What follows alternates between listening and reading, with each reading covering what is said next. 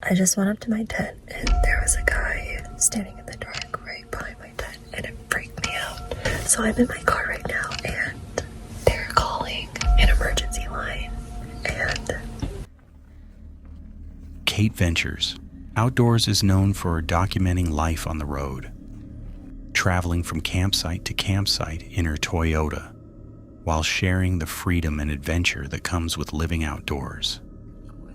But one recent trip served as a reminder that even the most peaceful locations can quickly become unsettling.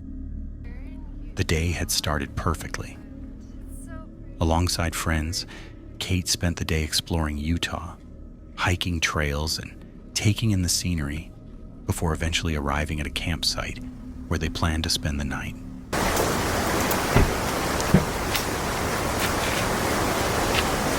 Whoa!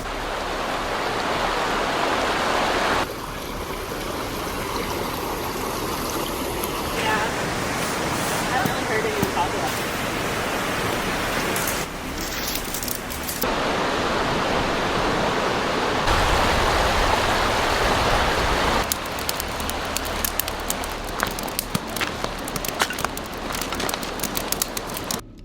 As darkness settled over the area, everyone began winding down for the evening. The atmosphere was calm, the campsite was quiet, and there was little reason to feel concerned. Then someone appeared. I just went up to my tent and there was a guy standing in the dark right behind my tent and it freaked me out. So I'm in my car right now and they're calling an emergency line and yeah.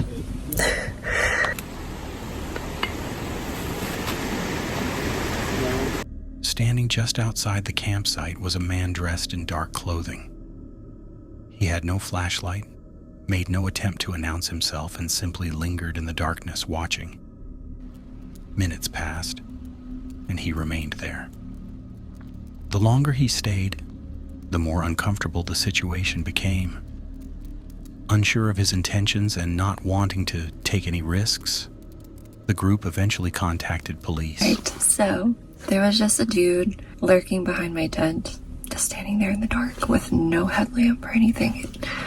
It scared the crap out of me when I went to my tent. So we called someone, the emergency camp line, just in case, because he didn't look in his right mind either. So just in case, because we didn't want to confront him. I'm also whispering because everyone's asleep now. Everyone went to bed. But yeah, they came and checked it out and he happened to leave right before they came. I don't know. It's possible he was just enjoying a view of the river in the dark. He could have announced himself. I don't know. I'm giving him the benefit of the doubt, but because I was so creeped out and I don't know if he's going to come back in the middle of the night, and my tent has a door on both sides and he was standing right outside the door of my tent. I just don't feel comfortable sleeping in my tent tonight, so in the car it is, and I'll go sleep in the tent tomorrow if the vibes are good. I noticed a dark shadow right behind my tent, and my tent has 2 doors, and I shined my headlamp on the shadow and it was a man standing right outside the other door of my tent. My stomach dropped and I just quietly zipped my tent back up and ran back to my friends. And the scariest part was he was just in the pitch black with no headlamp, nothing. I don't know how he could see anything. He didn't announce himself to us to make us feel safer. He didn't shine a light. He just wandered up into our campsite / the neighboring campsite, which was empty, and we had no idea how long he was there. And he was just standing in one place doing nothing. He wasn't drinking, wasn't doing his business, nothing. He didn't look at me, which actually was pretty comforting because it seemed more like he might have just not been in his right mind and kind of just wandered over. But he continued to hang around in the same spot for the next 15-ish minutes, and we kept shining a light on him and he never looked at us. He was just standing still in the dark, which was so creepy. Little information was shared afterwards, but the encounter was enough to completely change the mood of the trip. Kate chose to sleep inside her vehicle that night while staying close to her friends. What had started as an exciting day of adventure ended with police involvement and a lingering sense of unease that stayed with the group long after the encounter was over. On August 31st, 2023, an avid outdoorsman set out for what was supposed to be a peaceful day of hiking and fishing in Oregon.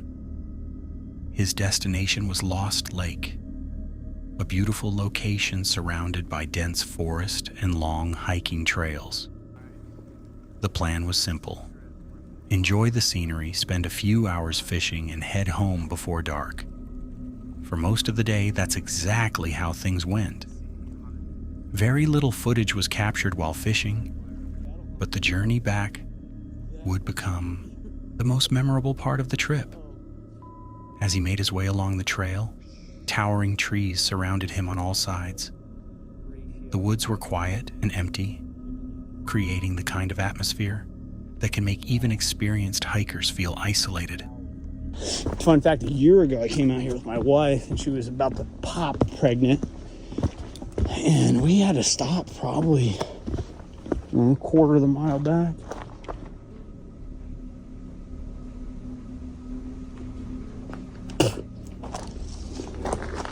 And I'd say this is our time to head back too, because whatever large creature is back there, it's big.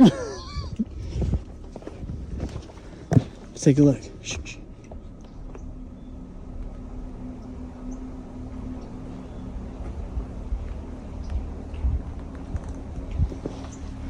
It's big. It's probably fucking Sasquatch at this point.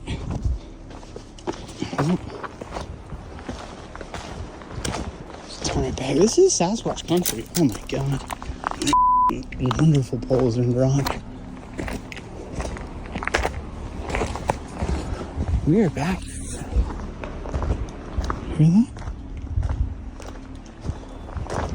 The one thing that is consistently reported with Sasquatch: rock throwing.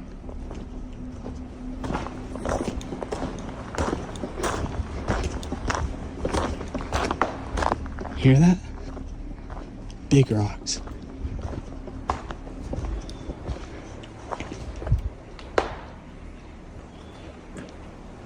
At first, he assumed nearby wildlife had been disturbed by a fire in the area and thought little of it. Moments later, another branch snapped. Then a rock landed nearby. The situation instantly felt different. More rocks began appearing around him, each one seemingly thrown in his direction. Whatever was making the noise wasn't simply moving through the woods. It appeared to be deliberately getting his attention. Those are big rocks, dude.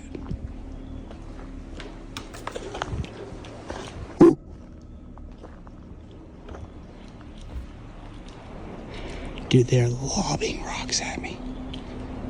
Big rocks. Hear that? It's hitting the tree. We're in Sasquatch country. This is not fake either, bro. They're big rocks being thrown at us right now. Huge, dude. Holy Woo.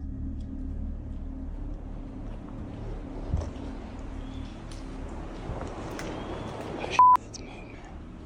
Woo. It's getting too close, bro. We gotta keep it moving. I do not want to die out here.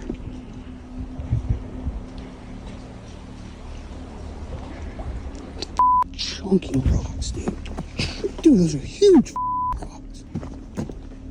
Branches continued breaking, and the sounds followed him as he moved along the trail. The encounter left him deeply unsettled, and even after reviewing the footage later that evening, he struggled to explain what had happened.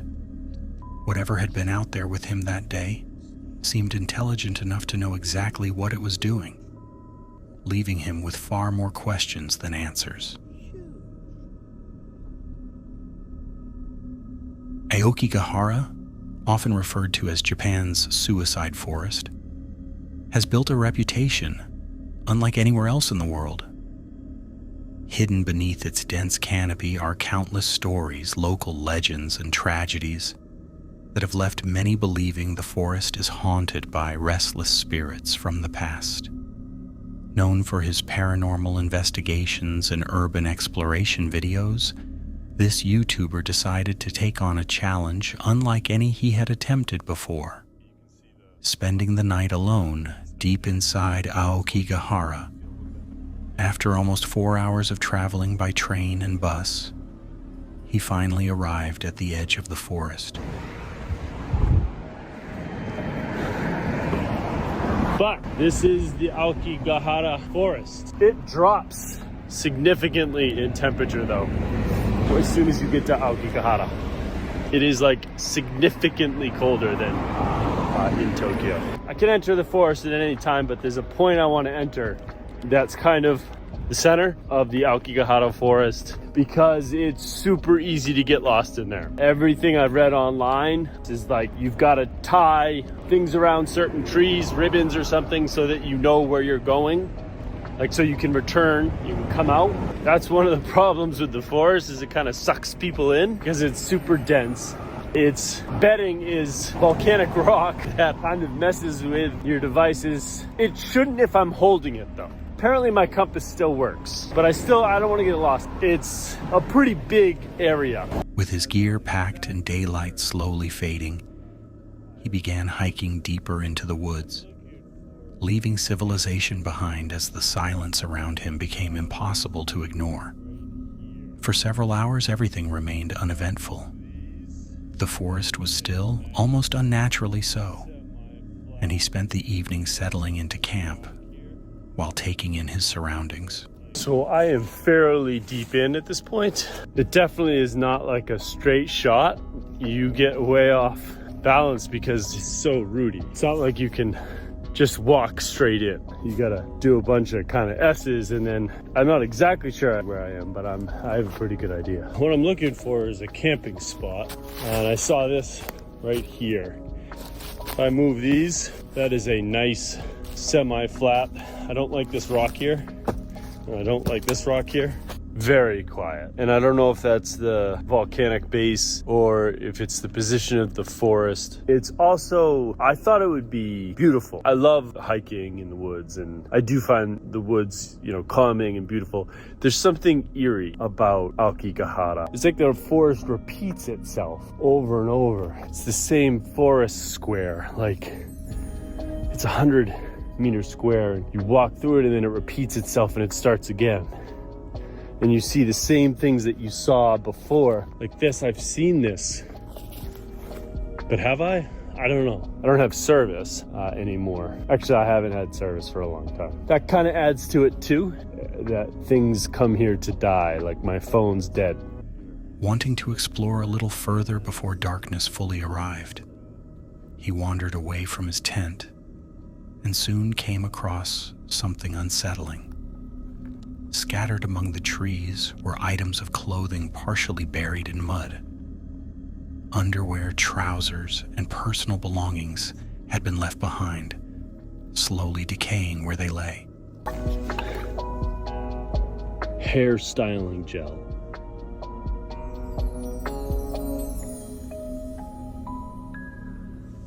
Why the frig is there hair styling gel?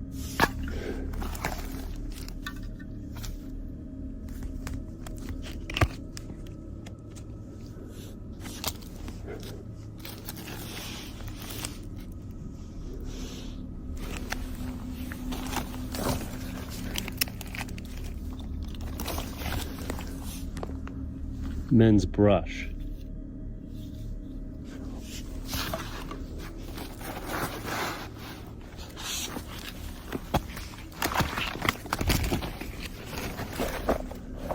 A bag. This is somebody's bag that's been cut.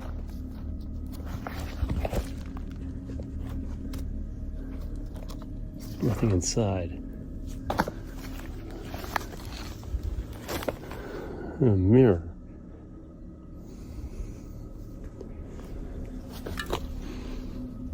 What the hell is this doing? A bra. Someone's bra. It's a bra.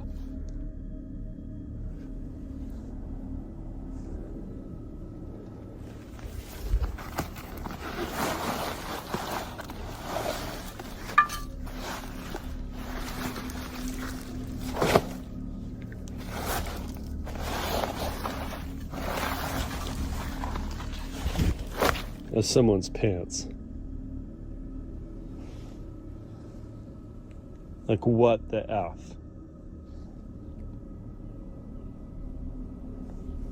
Alright, that's pretty creepy.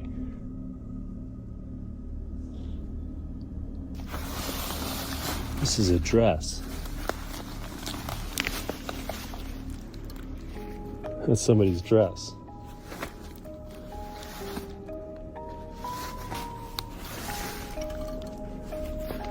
This is definitely somebody's dress. I'm going to report these. I'm going to sign off for a second. Whether they belong to a lost hiker or someone who never left the forest remains unknown. But the discovery instantly changed the atmosphere. As darkness consumed the woods, the feeling only grew stronger. Later that night, he decided to take one final walk through the forest before heading to bed. Surrounded by complete silence and with no sounds from wildlife anywhere around him, he ventured deeper into the darkness. So I decided to go in another direction. I'm gonna use my headlamp, just because my headlamp can see so much farther ahead. This is about 50 to 75 meter. And I'm just gonna use my mini torch to light my tent. I'm just gonna walk around. So I do have my small torch in my tent. You can see the reflectors are gonna light up on the aspect anyway. So the torch just makes me feel a little bit better because I can see that from 100 yards. I said I hadn't gone east in a long time. That's why I'm going east. I do want to obviously keep tabs on direction because, like I said, I don't have data right now. I have no signal.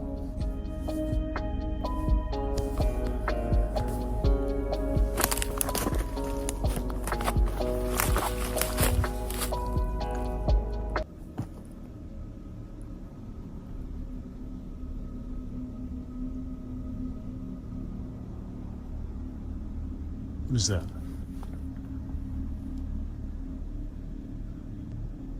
Sounded like somebody crying.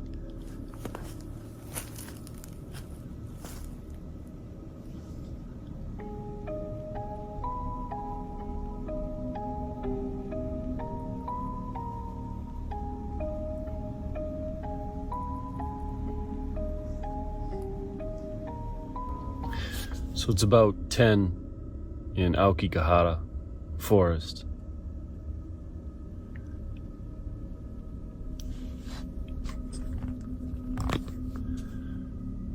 Aside from the dress and the bra, which is really disturbing, I can't think of a normal reason why that would be out there. I heard somebody sobbing. Definitely, 100%. I was walking and it was a girl sobbing, but it was far away and like echoey. Like it was echoing, like she was in a cave. So I figure I'm not somebody that believes in the supernatural, so I'm just a girl crying. Then he heard it. What sounded like a young girl crying somewhere in the distance. The sound echoed through the trees more than once, stopping him in his tracks.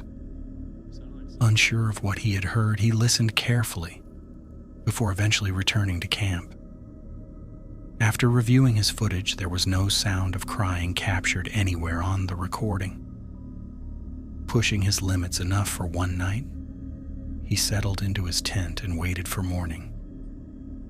The next day he packed up and left, but the experience stayed with him. The abandoned belongings, the silence, and the unexplained cries combined into a night he would never forget. Tate is well known for sharing his fishing adventures online, traveling to new locations, and documenting the highs and lows that come with spending time outdoors. On this trip, he and a friend returned to a familiar creek where they had previously experienced a strange but harmless encounter with a man carrying a machete. They never expected to run into him again. The day started normally as they arrived at the creek, unpacked their gear, and began fishing. Before long, however, they noticed a man standing on the opposite bank watching them. I wish we had a place like this to park the Grim Sleeper next to and just fish all day and then camp. Would that not be ideal? We know our buddy coming down through here, the guy that was wielding the machete that we talked about in the last video, I believe. Huh? No, I don't see him. Do you see him? Huh? He's down there? Yeah. Okay. Well, we're making our way to him. How's it going, buddy? Some more nice little holes down in here.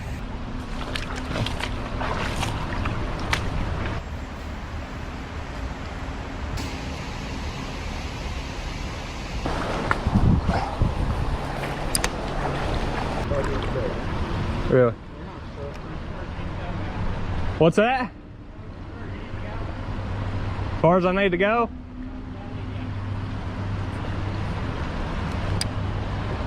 Something wrong? What's that?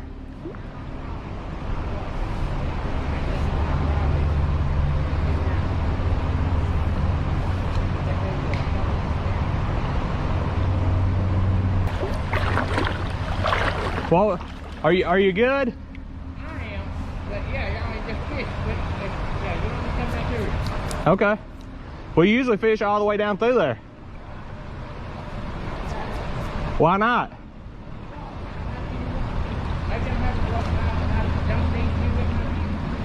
I mean,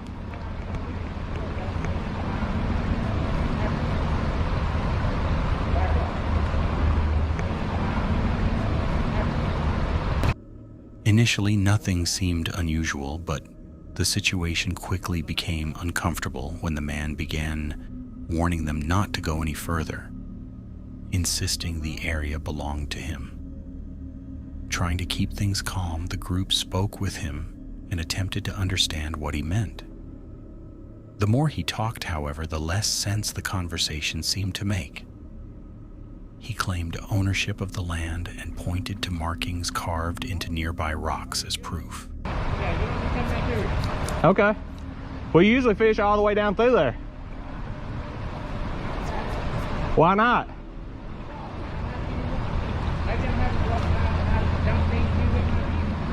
I mean,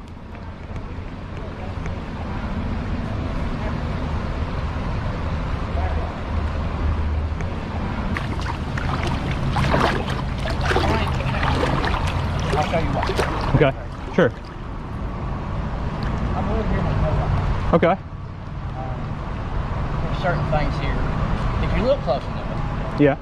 that is old. Okay. Probably before Roman Empire. Okay. You're not going to find nothing like fancy gold or anything like that. It's just, it's got my name on Okay. it, etched in the rock. Okay. But anyway, it's mine. Okay. And something else. I have discovered a big way, a city right up there. Yeah.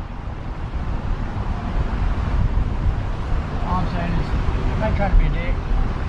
I got you. This is just, you know, Yeah. my head. I got you. We've fished down through there several times. If we were to find something, Well, there's a lot more. we don't want to take anything. There's a lot more than, you know, Like legit, all we want to do is fish. You know what I'm saying? fish away, man. I'm sorry, dude. I mean, just fish away. I didn't mean to be a dick. No. But I have found some things here very, very easy. Yeah. Okay. Well, I mean, we don't want anything. You know what I'm saying? No, I mean, there's And it- nothing as far as, there's nothing illegal or nothing. Oh yeah, yeah, of course. I discovered something that's lost. Okay. Something that's stolen a long time ago. Yeah. And I don't know where to find it. Okay. Well, I mean, we're not here to find anything, so we're just trying to fish. I live right up the road, man. I live here in the hot block. Yeah. I had this, a year ago. Yeah. Somebody told me about this stuff. Yeah. Yeah. And it's like there's a wall Uh-huh. Sure. I wish it's open. I'm just gonna knock over now. Yeah. Just so. All right, man.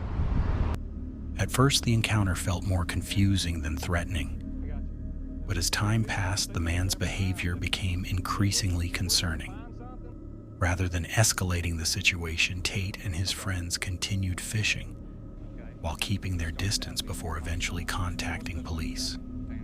Whether the man was under the influence, struggling with personal issues, or simply confused, they felt it was better to report the situation than leave it unchecked.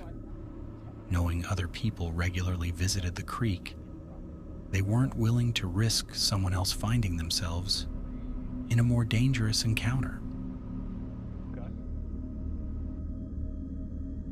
Back in September 2008, two friends were camping deep within the woods near Indian Fort Theater when they noticed something that neither of them could explain. The pair had been enjoying a quiet evening when movement in the distance caught their attention. He's fucking scared, dude. What the fuck is that thing? Do you see it? I hear the bushes moving. What the hell is that thing, man? Are you getting it on the camera? Yeah. Oh my freaking goodness. Where'd it go?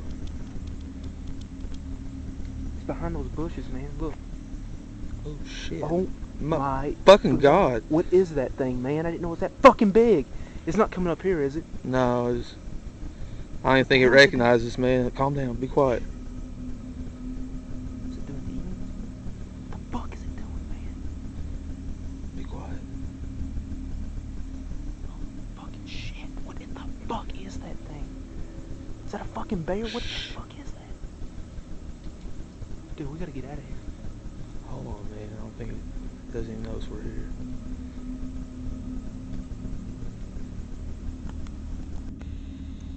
Holy shit. What the fuck is that thing, man? Oh my god.